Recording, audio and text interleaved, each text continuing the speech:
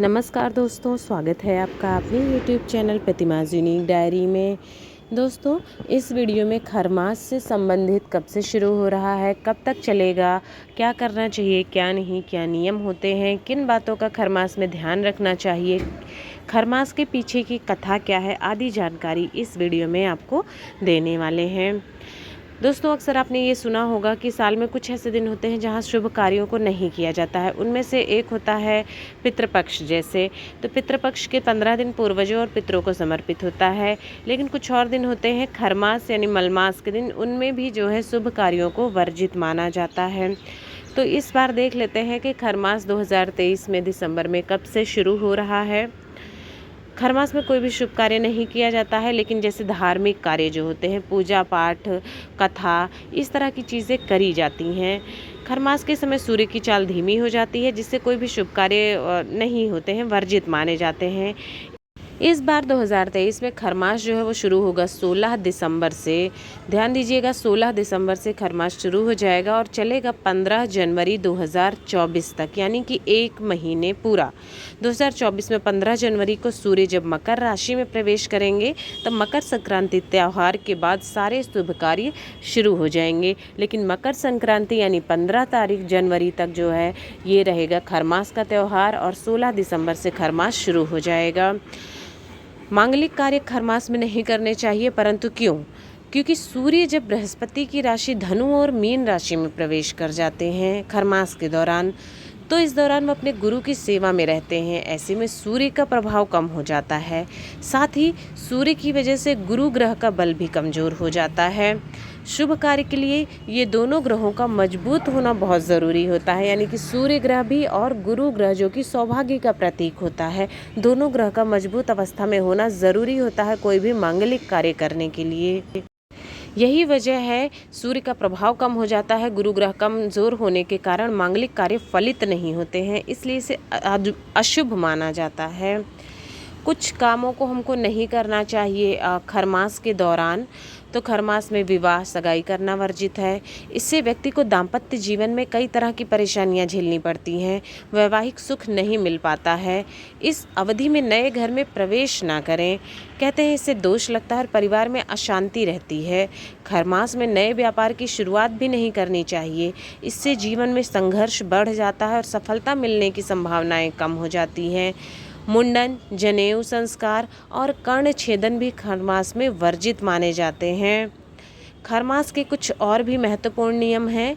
तो खरमास के दौरान सूर्य जब मीन या धनु राशि में रहते हैं, तो इसका अशुभ प्रभाव शुभ नक्षत्र योग और शुभ कार्यों पर भी पड़ जाता है। इसलिए इस दौरान विवाह जैसे महत्वपूर्ण कार्यों को तो बिल्कुल भी नहीं करना चाहिए। आपने देखा होगा कि इस दौरान विवाह कार्य बंद होते हैं। नवविवाहित जोड़े के जीवन में ऐसा करने से समस्याएं आ सकती हैं, इसलिए इस दौरान एक महीने के दौरान विवाह कार्य पूर्ण रूप से बंद रहता है हिंदू धर्मशास्त्रों में। इसके साथ खरमास के अवधि में नया मकान, गहने या गाड़ी जैसे चल अचल संपत्ति की खरीदारी भी करने से बचना चाहिए। व्यापार और नई नौकरी की और नए व्यापार की शुरुआत करने से भी बचना चाहिए। इससे भविष्य में परेशानियां आ सकती हैं और जातक को नुकसान का सामना करना पड़ सकता है। जैसे मजबूरी है, कोई आपकी ज्वाइनिंग है, तो कुछ उपाय करके आप कर सकते हैं। लेकिन कोशिश करना चाहिए कि एक महीने के दौरान शुभ कार्यों को, अच्छे कार्यों को करने से थोड़ा सा बच लें। अगर बचा सके तो बहुत ही अच्छा है। कुछ उपाय भी आप कर सकते हैं इसके दौरान, और कुछ काम जो नहीं आप कर सकते हैं। तो इस दौरान विवाह जैसे मांगलिक कार्य के साथ साथ सभी महत्वपूर्ण कार्य आपको बता ही दिया, गृह प्रवेश, उपनयन संस्कार, मुंडन, सगाई आदि बंद रहते हैं। खरमास के बाद ही इन कार्यों को पुनः शुरू किया जाता है। खरमास के उपाय क्या होते हैं? तो खरमास में देवी देवताओं की उपासना को बहुत महत्वपूर्ण माना जाता है।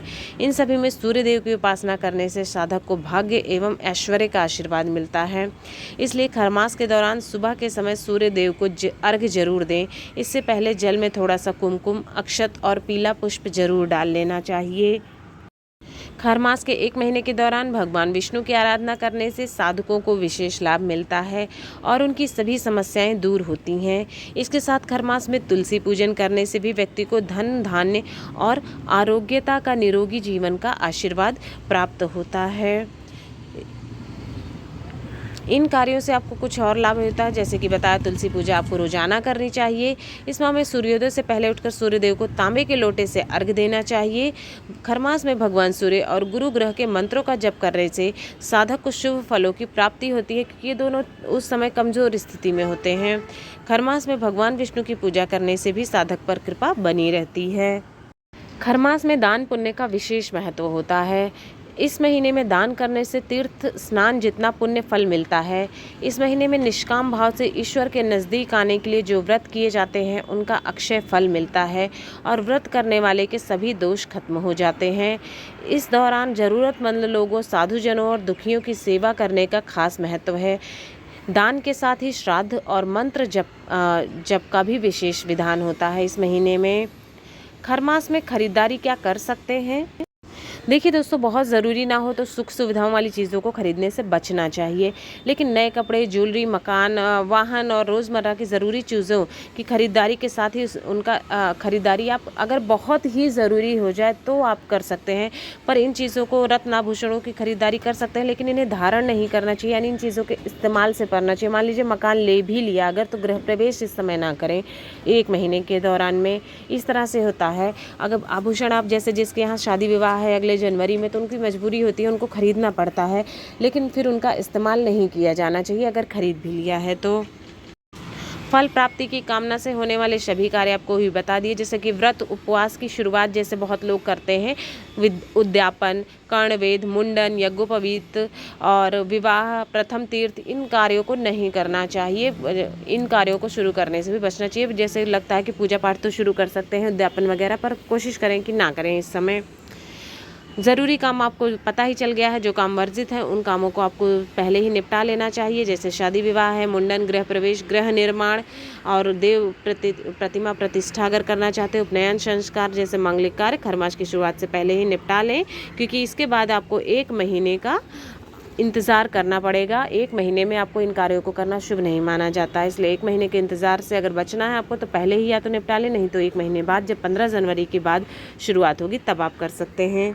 खरमास की कथा क्या है, क्यों इसको खरमास कहते हैं, क्यों इसको ऐसे मांगलिक कार्य आपको बता ही दिया क्यों नहीं होते हैं, तो खरमास की कथा क्या है।